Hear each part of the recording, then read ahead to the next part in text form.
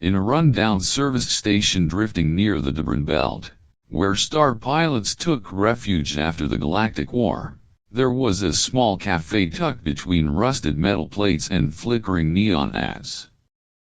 There, Lyra, a blind girl with sharp hearing and a warm smile, served hot drinks each day in exchange for a few energy units.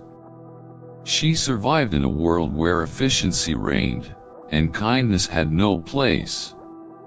Lyra couldn't see light, but she perceived the space around her using an old acoustic sensor system mounted on her temples. It was an outdated technology she called her emotional eyes.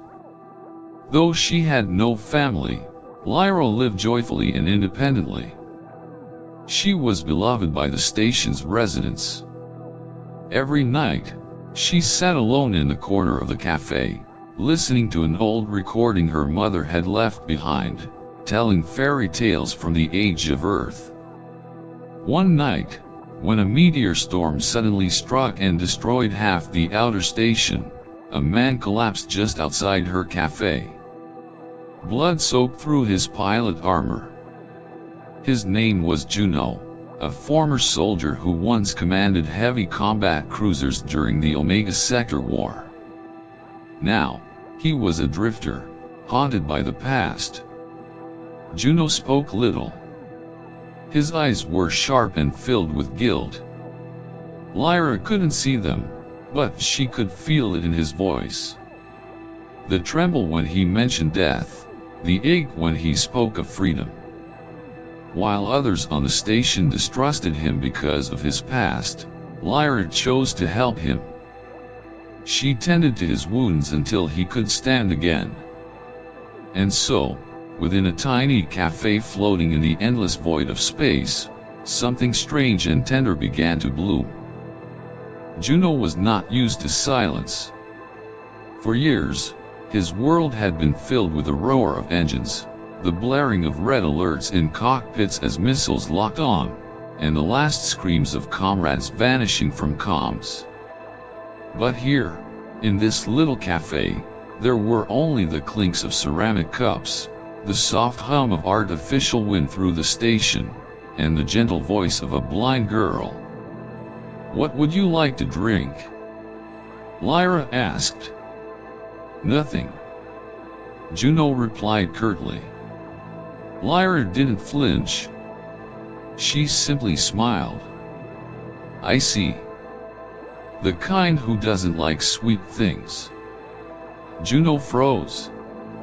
She couldn't see him, yet it felt like she knew every expression on his face. "You stepped heavily at the door. Your boots carried dust from the outer shielding layer, which means you came through the derelict hangars. No one goes there unless they are hiding from something." Your hand trembled slightly when you set it on the table, which tells me the wound hasn't healed.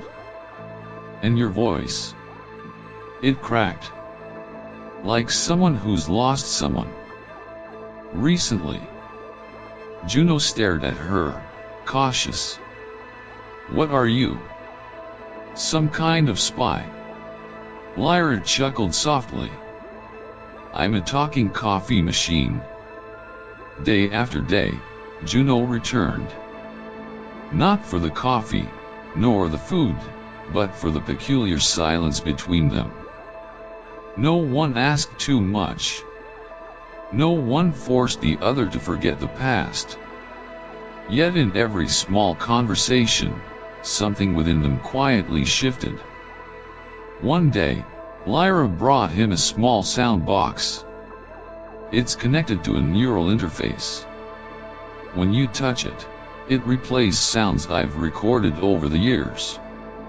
Children laughing, wind gliding across a lake, one of my mother's old songs.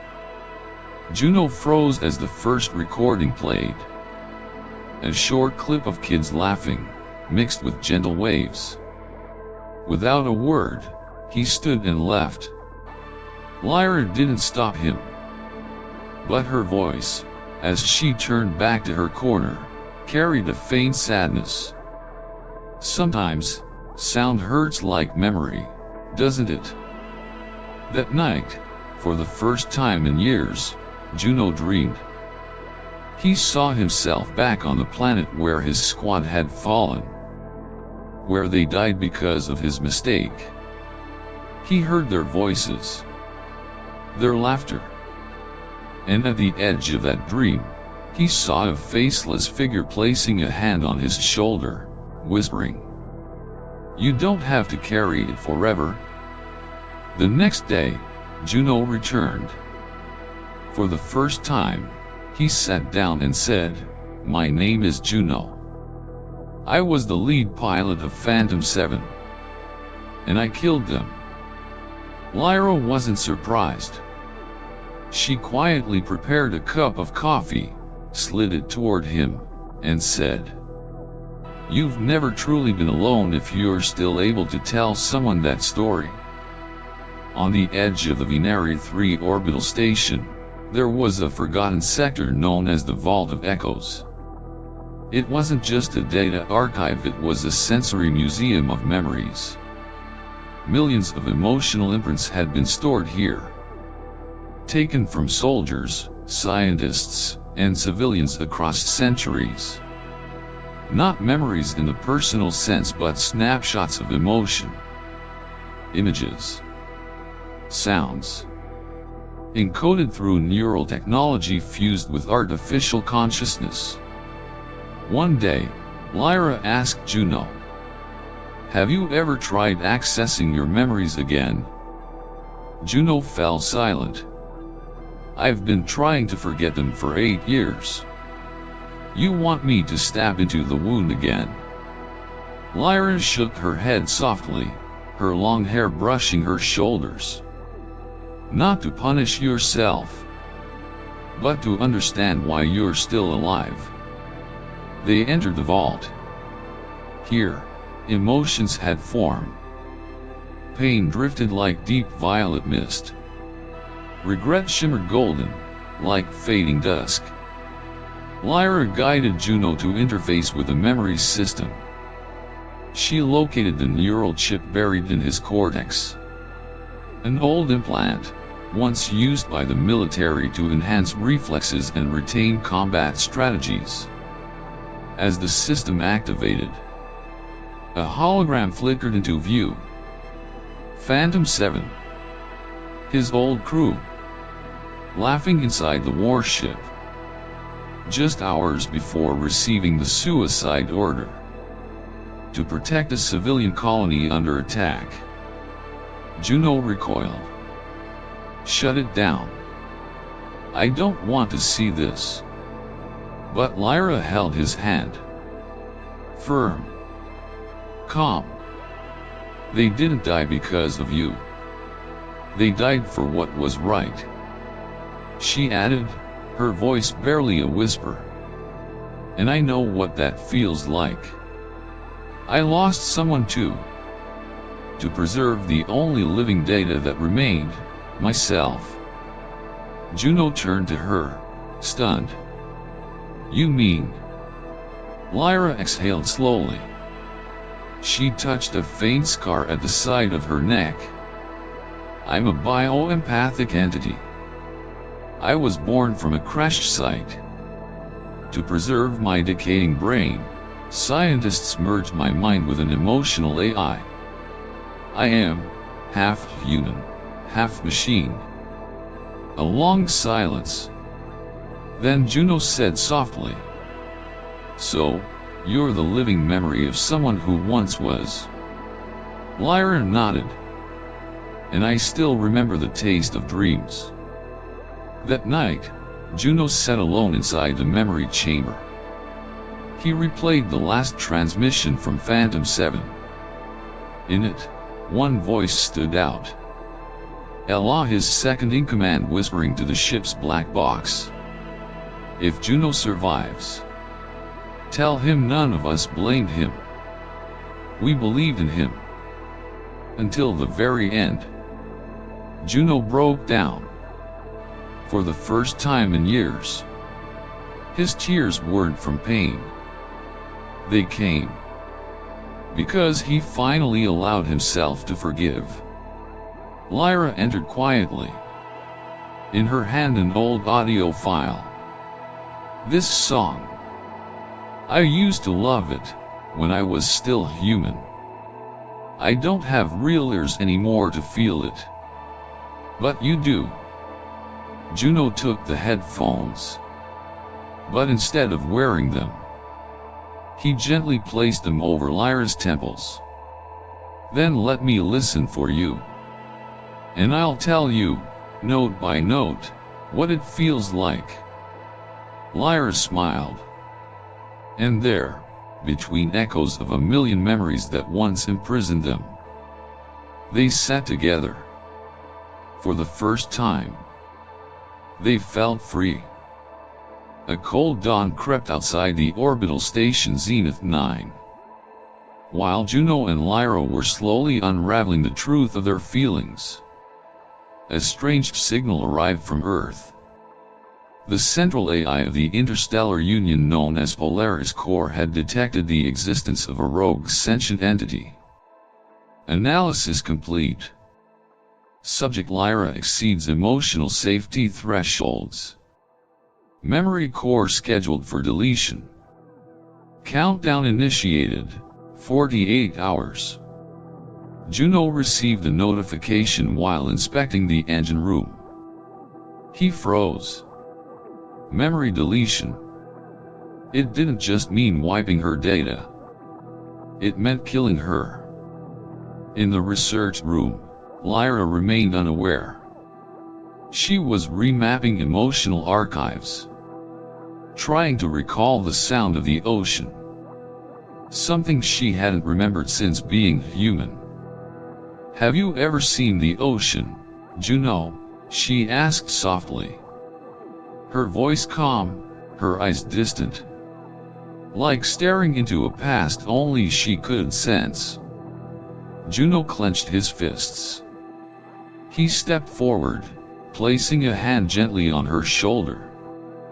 Lyra, there's something you need to know. When he told her about the recall order, Lyra didn't panic. She didn't cry. She simply asked, do you think I'm just a faulty memory fragment, waiting to be deleted? Juno answered without hesitation. No. You're the only one who reminds me that I'm still human. They made a plan to escape, but Polaris had already deployed data hunters, tactical AI units designed to extract and erase memory cores in under 3 minutes. The chase began across the spiral corridors of the station. Lyra, instinctively, emitted emotional pulses to jam their radar, a defense she never knew she had. They ran through quarantine chambers, gas lockers where pressure could kill both human and machine. Every step Juno took was filled with dread and hope. He knew, if they failed, Lyra would cease to exist. At last, they reached the prototype memory vault, a room where emotional maps were encoded into a living heartbeats. Juno had a choice. He could back up Lyra's entire memory into a biochip and implant it directly into his own heart. Lyra looked at him, a quiet fear in her voice. If you do this, my emotions will be synced with yours. Even if I disappear, my memories will stay inside you. Juno smiled. Tears filled his eyes. Then at least, I'll never forget you. He pressed the final sequence. The transfer began. Lyra watched him, then whispered, "Thank you for believing in me when the world refused to." At that moment, the data hunters burst through the doors. But it was too late. Lyra's form dissolved into light. and vanished into the system. But inside Juno's heart, her emotions remained. Her laughter, her pain, her love, still alive, still beating, still hers. After embedding Lyra's memories into the biochip inside his heart, Juno became the only living vessel for her emotional essence. He couldn't fully hear her thoughts, but sometimes, when he closed his eyes, he heard a whisper in the wind. "Are you still there?" He was. But the world was changing. The interstellar union detected emotional waves radiating from Juno. An unknown frequency. Unmeasurable. Uncontrollable. That made him an emotional anomaly. A threat to the centralized emotional regulation system of humanity. His heart no longer beats solely for himself, but for another entity. A living memory. Polaris Core Security Report. Juno fled from Station Zenith 9, venturing into a forbidden zone. Once the core of a quantum emotional network, now sealed after the war. It was the only place left where Lyra's emotional signal could be fully decoded. He stepped into the network hub, a semi-organic structure, alive, shifting shape in response to the user's emotions. When he placed his hand on the central node, Lyra's presence erupted. The first thing he heard was her voice. "Juno, if you're hearing this, it means some part of me still lives in you." Then came the memories. The silent stargazing. Her gentle touch on his shoulder. Moments replaying like film in slow motion. Juno cried. For the first time since the war. And this time, the tears weren't just his. They were shared. They were love. But the network began to react. Polaris had traced the surge in emotional signal. It triggered a full emotional severance protocol. A total erasure meant to stop any spread of unsanctioned feeling. "You have to get out now," a voice cried. Was it the network's warning? Or Lyra's final echo? But Juno didn't run. Instead, he made a choice. He initiated a full heart sync with the quantum system, offering all of his emotions to create a rebirth point for Lyra. If she can feel, even once more, I'll give everything, he whispered. For a moment, his heart stopped. Then, light erupted. The network absorbed it. Polaris couldn't erase him. Not anymore.